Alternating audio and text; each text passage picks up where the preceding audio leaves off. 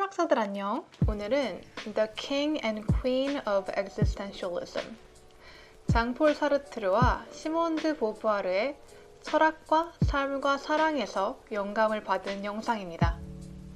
존재론에 대해서도 얘기를 하고 둘의 삶과 연애 이야기도 하고 실제 쓴 글을 읽고 그 철학을 우리의 사랑과 연애에 적용까지 해볼 예정이에요. 그러니까 갈수록 재미있는 영상이 되겠죠? 자, 먼저 소개를 하자면 사르트르는 1905년 프랑스 파리에서 태어난 어떻게 보면 20세기 철학자 중 가장 유명한 철학자 중에 한 명이죠. 근데 사적인 삶에서는 뭐로 유명하냐? 자타공인 그렇게 수려하지 못한 외모를 가져서 고민이었지만 현란한 말빨과 철학적 지성으로 평생 많은 여성과 사랑을 나누었다고 합니다. 사르트르가 34 정도에 쓴 일기를 보면 나는 학계의 돈주왕이 되고 싶다. 여성들을 나의 황금혀로 사로잡고 싶다. 그리고 실제로 이렇게 쓴 대로 이루어냈어요. 근데 여기서 드는 의문점이 철학적이면 사람이 좀 더 매력적으로 보이는 것은 맞아요. 그런데 보통 이 정도의 임팩트는 보기 힘들거든요. 그러니까 사르트르가 대체 어떤 철학, 어떤 이야기를 하고 다닌 사람이었길래? 사르트르는 실존주의, existentialism의 창시자로 불리는 사람 중 한 명이죠. 사르트르의 실존주의를 한 문장으로 설명해야 한다면 Existence precedes essence. A precedes B 하면 뭐예요? A가 B보다 선행, 즉 앞선다는 얘기죠. 즉 사람의 존재가 본질보다 앞선다. 근데 이게 무슨 말이냐고요? 자, 봅시다. 목수가 어떤 도구를 만드는 걸 상상해 보세요. 이제 그 도구를 만들 때는 이 도구가 어떠한 도구가 될지를 정확하게 미리 먼저 판단을 하고 그 본질에 맞춰서 도구를 만들어요. 맞죠? 그러니까 목적이 먼저 생겨났고 그 다음에 그 도구의 존재가 생겨났어요. 본질이 존재보다 앞서는 경우이죠. 비슷하게 신이 사람을 만들 때 이미 그 사람의 본질을 정하고 만들었다면 그 사람의 본질이 존재보다 앞선다고 볼 수 있을 거예요. 사르트르가 말하는 건 이거예요. 역사적으로 이제 데카르트나 라이프니츠 같은 경우는 유신론적 관점에서 이렇게 본질이 존재보다 앞선다는 전제를 깔고 이제 철학을 했고, 또 18세기 정도로 가면 무신론적 관점, 그러니까 신이 없다고 하더라도 인간 본질이라는 것은 하나의 유니버설한 컨셉트로서 있다. 미리 존재를 한다고 이제 디드로나 볼테르, 칸트 같은 철학자들이 생각을 했다. 하지만 내 생각은 다르다라고 사르트르가 이제 주장을 합니다. 사람은 태어나고 세상에서 하나의 생명으로 존재하게 된 후에 자기를 define, 즉 정의하게 되는 것이다 라는 게 사르트르의 주장이에요. 그러니까 인간은 어떤 목적이 정해진 채로 태어나는 것이 아니고 자기 의지대로 자신이 어떤 사람이 될 것인지 정하고 자신의 본질을 만들어 나가는 거라는 거예요. 그럼 여기서 드는 의문이 하나 있죠. 그냥 마이웨이로 살아도 된다는 건가? 그러니까 내가 악한 행동을 막 많이 한 다음에 내 본질은 악으로 정해 나가고 있어. 이러면 되는 건가요? 그건 또 아니었습니다. 사르트르는 이제 실존주의적으로 봤을 때 우리가 많은 권한을 가지고 있기 때문에 그만큼 책임도 크게 져야 된다고 생각을 했는데요. 잠깐 그 생각을 접어놓고 먼저 시몬 드 보부아르 소개를 하고 다시 돌아오도록 하겠습니다. 시몬 드 보부아르는 1908년, 즉 사르트르보다 3년 후 같은 프랑스 파리에서 태어났는데요. 보통 이제 유명한 것이 제2의 성 저자로 유명하고 페미니즘, 세컨드 웨이브 페미니즘, 그러니까 페미니즘 제2 물결의 어머니로도 아주 유명하죠. 하지만 그 모든 것 이전에 근본적으로 시몬 드 보부아르는 실존주의 철학자였어요. 실존주의자로서 인간은 근본적으로 자유롭다는 주장을 한 보부아르가 비판을 한 아주 유명한 문장이 하나 있는데요. 도스토옙스키의 신이 없다면 모든 것이 허용된다 입니다. 보부아르는 우리의 죄를 사하여주는 신이 없다는 것을 인정하는 순간 우리는 오히려 그만큼 더 큰 책임감을 가지고 살게 된다고 이야기를 했어요. 인간은 자기 자신뿐만이 아니라 남의 자유를 인정하며 사회적 관계를 맺음으로써 비로소 윤리적으로 살 수 있다고요. 따라서 우리는 다른 사람의 권위 뒤에 숨는 것도, 또 다른 사람을 지배하는 권위를 내세우는 것도 하면 안 된다는 것이 그녀의 주장이었습니다. 나의 자유를 지키는 만큼 남의 자유도 지켜줘야 한다는, 어떻게 보면 칸트와 비슷한 윤리학적 관점을 가지고 있죠.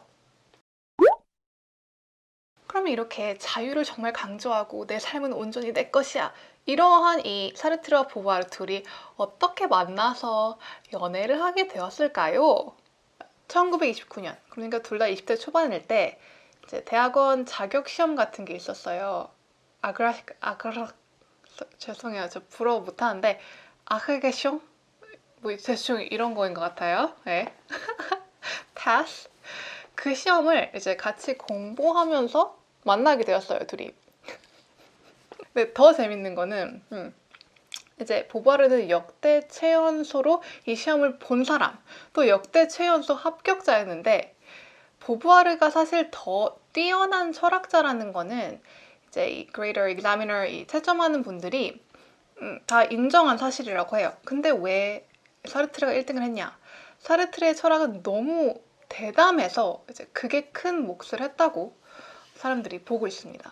그러니까 이 둘의 이제 연애 방식을 좀 보자면, 혹시 영화 우디 앨런의 Midnight in Paris 보셨는지 모르겠지만, 작가, artist, socialite, 학자 이렇게 모여서 밤새 파티하고 술 마시고 토론하고 이렇게 서로의 작품을 평가하고 하는 모습을 볼 수 있는데요. 이 영화에 나오는 살바도르 달리, 뭐 스콧 피츠제럴드, 어너스트 헤밍웨이 다 이제 사르트르나 보부아르 세대예요. 그 영화에 이 둘은 나오지는 않지만 비슷한 분위기를 상상하시면 될 것 같아요. 네, 한 가지 이제 크게 다른 점이 있죠. 덜 럭셔리했다는 점.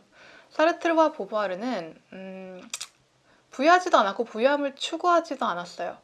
되게 재밌는 보부아르의 회상에 따르면 사람들이 그 둘이랑 대화를 할 때는 만약에 자기 지인이나 뭐 형제가 뱅커예요. 그래서 사회에 적응해서 뭐 돈을 많이 버는 이런 사람들이면 그거를 오히려 막 되게 부끄러워했다고 해요. 미안, 내 형이 뱅커라서 미안, 이런 식이에요. 너무 재밌지 않나요? 왜냐면 이제 누구와 어울리냐, 어떤 사상을 가진 사람들과 어울리냐에 따라서 이제 인생에서 어떤 인생이 부끄러운 것인지에 대한 정의가 너무 달라지잖아요. 자기가 어울리고 싶은 성향의 사람들이 주변에 없다면 이렇게 뭐 유튜브를 본다던가 책을 읽던지 해서 간접적인 소통을 하는 거겠고요. 어쨌거나 그래서 보부아랑 사르트르는 이제 싼 호텔에 묵었기 때문에 좀 더 따뜻한 카페에 만나서 공부를 하고 다른 사람도 만나고 이렇게 이제 이렇게 활동을 할 때 그 둘은 언제나 함께 있었다고 해요. 그러니까 사람들이 다 이제 이 둘이 커플이고 서로 사랑한 사이인 거는 되게 공공연하고 유명한 사실이었죠. 다 알고 있었는데 그렇다고 해서 이제 이 20대 초반에 만난 이 커플이 죽을 때까지 서로만 바라보았냐? 절대로 아닙니다. 절대로 아니고 이들은 처음부터 이제 open relationship, 그러니까 너랑 나는 사귀는 사이지만, 잠깐만요, 제 책이 안 나왔다. 너랑 나랑 사귀는 사이지만 뭐 다른 사람도 자유롭게 사귀고 사랑하고 하고 그런 관계에 동의를 했어요. 그러니까 실제로 사르트르는 아까 제가 그 일기 보여드렸잖아요. 나는 황금혀로 여자들을 홀리고 싶다. 실제로 사르트르는 여자들에게 아주 인기가 많았어요. 그러니까 사르트르와 보부아르는 같이 강연을 많이 다녔는데 사르트르가 가는 곳마다 여자들이 swoon, 이제 swoon 이 단어 뜻 표현할게요. swoon. 이게 swoon이에요. 대충 뭔지 알겠죠? 그러니까 이렇게 swoon 했다고 해요. 사르트르는 내 희귀한 치즈 좀 먹어볼래? 이러면서 여성들을 유혹했다는 재미있는 일화가 있고요. 그러니까 보바르는 그렇게 자잘한 불장난을 했다기보다는 사르트르와 사귀는 와중에도 다른 남자들과 이제 굵직한 사랑을 나눴다고 합니다. 그러니까 진짜 진정으로 사랑을 했다는 얘기겠죠? 제가 이제 되게 잘 읽은 이제 At the Existentialist Cafe라는 책이 있는데 이 책의 저자인 세라 베이크웰은 이게 철학이 연애에 녹아든 경우라고 생각을 했어요. 그러니까 결국 전통적인 모노가머스한 연애, 그런 연애는 여러 가지 자유를 침해한다는 거죠. 서로 다른 사람과의 연애를 허용함으로써 서로를 지배하려고 하지 않고 결혼과 출산, 자녀 양육이라는 어떻게 보면 사회가 강요하는 제도 아래에 자기를 메어놓지 않고 그저 서로를 한 인격체로 존중하고 사랑하고 어떤 종류의 억압도 바라지 않았던 거라는 의견입니다. 실제로 사르트르가 나의 삶과 철학은 하나다 라는 말을 하기도 했고요. 그 둘은 이제 동거하지도 않았고 결혼도 안 했고 서로만 바라본 것도 아니지만 만났을 때부터 사르트르의 죽음까지 몇십 년 동안 진짜 거의 매일 만났다고 기록이 돼 있어요.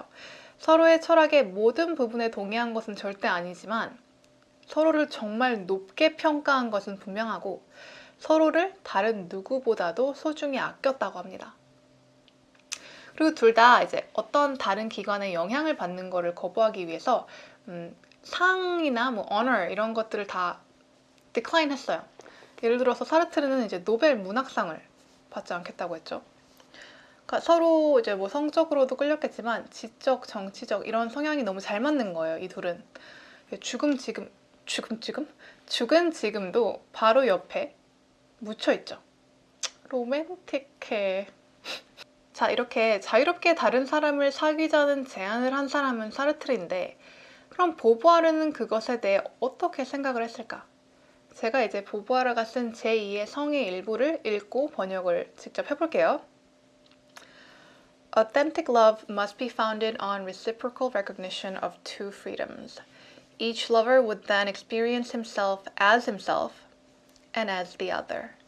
Neither would abdicate his transcendence. They would not mutilate themselves. 진정한 사랑은 상호 간의 자유를 인정하는 것이다. 각자 자신은 자신으로 인지하고 상대는 상대로 인지하는 경험이다. 둘 중 아무도 자신의 transcendence를 버리지 않으며 자신의 일부를 도려내지 않는다. 여기서 이제 transcendence는요, 초월이라는 직역이 있지만 여기서는 자유롭게 미래의 어떤 가능성으로도 이제 나아갈 수 있는 상태, 이 정도를 일단 이해를 하고 넘어가시면 될 것 같아요. 이 부분 문맥상 이 책에서 이제 그 시대에 이제 결혼에 자신의 모든 것을 바치고 이제 남자의 되게 목을 매는 여성들을 비판하려는 의도가 있다고는 볼 수 있어요. 이제 자기의 목표와 삶의 의미가 이제 이 한 사람과의 결혼이라면 그 사람의 인격과 자유를 존중하는 게 꽤나 어려울 수도 있죠. 이제 그게 자기 삶의 의미와 직결이 되니까.